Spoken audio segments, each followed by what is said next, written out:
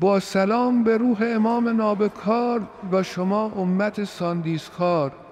شمایی که با خیل عظیم اتوبوس‌های خودجوش به اینجا اومدید و نشون دادید که آمار گاو و گوسفندای مملکت خیلی بیشتر از اونیه که وزارت کشاورزی اعلام کرده.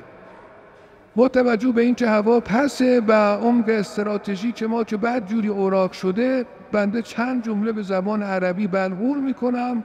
بعدم فریضه جیمفنگ رو به جا میارم.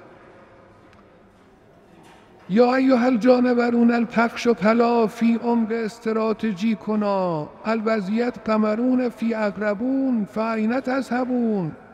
نحن یخوردمون شکر و یکردمون الغلط الآتش افتادون فی الریش و نحن کلنا پریش لا راه فی الپس و لا راه فی الپیش العالم یتفهمون که انا رأس المار و کل مارمولکون انا یتفراکون المواشیک فی نبات الخالی السکنه و لکن چرا این وضع من و این دهنه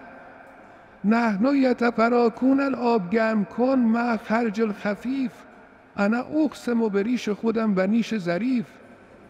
انا ادر القنفذون و لا یجب علیکم باورون نحن موندیم تو همین تهرون ویلون سیرون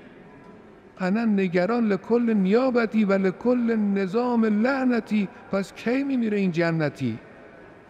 ایتها نیابتیون اذا یوجد جا خالیون نگه دارید با سمون فی النهایه نحن یتلرزون کما زلزله من الدجمنان فی داخله اصحاب الاغتشاش که کردوننا کما نون لواش نحن به زودی یتشون الریش و یتبستون الفلنگون تا کله نشین فی قندون